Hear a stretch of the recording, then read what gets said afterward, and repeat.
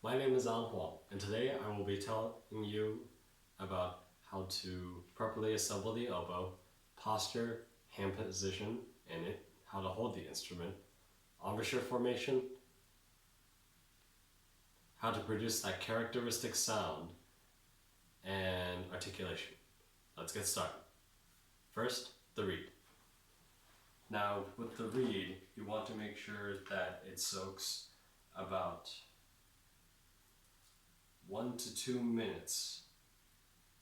1 to 2 minutes is how long you want to, is enough time for you to assemble the rest of the instrument. Now, with oboe reeds, they're a little bit different because they're not a single reed, but a double reed. And you only want to soak this reed, the part with the reed. Do not soak the thread, or else it will unravel and fall apart.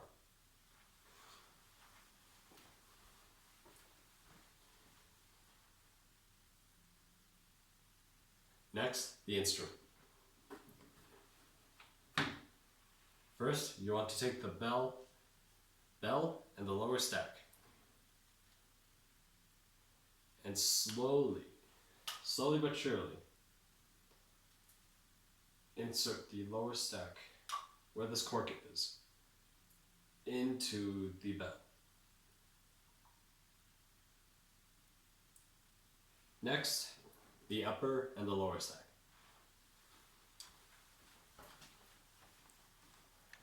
Now, the upper and lower stack have these is called bridge keys, and you want to make sure that you're very careful about putting them in. You want to make sure that you insert the bridge keys with align the bridge keys with these bridge keys on the lower stack. So as I am slowly inserting the upper into the lower stack, I am making sure I am careful of putting in and aligning the bridge keys.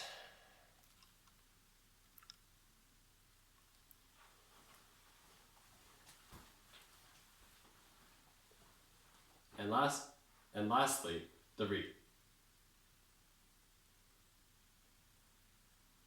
You want to make sure that the reed is fully inserted into the oboe. There should be no space when inserting the reed.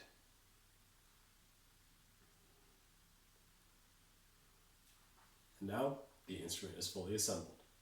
Next, posture, hand position, and instrument hold. Posture, if you're standing up, you want to stand spine straight and chin slightly up. When you're sitting down, you want to maintain this posture. Some students will like to slouch or concave their body. This is not a good thing. You want to make sure that they're getting enough air support into the oboe.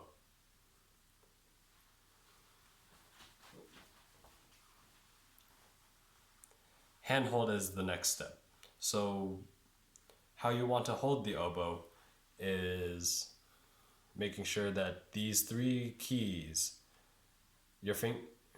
your ring, middle, and index finger are covering these keys. So 1, 2, and 3. With these lower stack keys, you want to make sure that your finger is covering this key, the key with the hole, and this bottom key, with your pinkies on these set of 3 keys and these set of 3 keys, with your thumb on just to the side of this register key.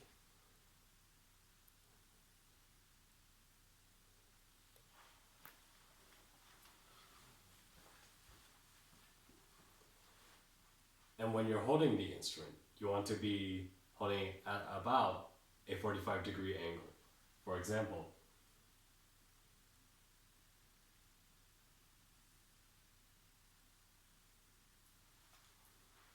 next, embouchure formation.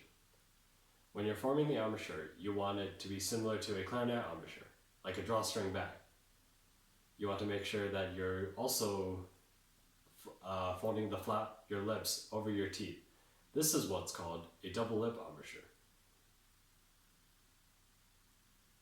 And you want to intake about 1/8 or 1/4 of the reed. If you take too much, it's going to become very sharp. If you take too little, it's going to become very flat.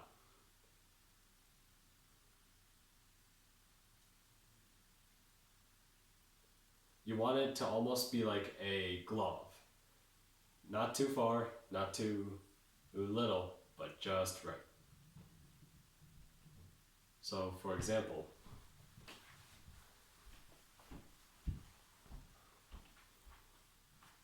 you want to make sure that you're taking enough reed to cover this football size shaped hole at the tip as the tip opening.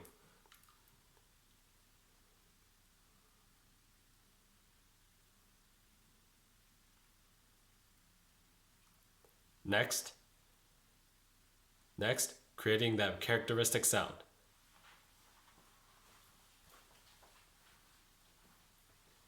To create the characteristic sound of the oboe, apply everything from the last few steps. So the double lip, the eighth to a 4th amount of the reed, and make sure you provide lots of air support. Most beginners will have trouble supporting the oboe with air because it is such a small opening. Make sure that they're taking very deep breaths, not very deep breaths. Make sure that they are breathing out as they play. So, for example,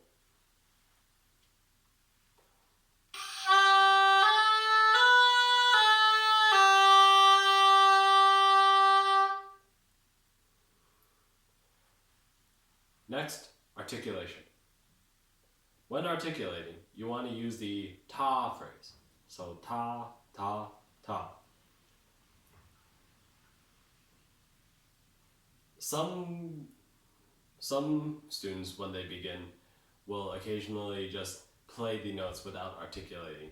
You want to make sure that they are articulating well and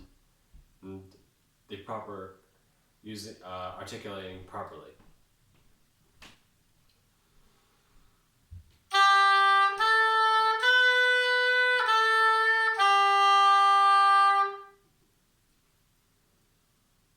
And that was a demonstration on beginning oboe.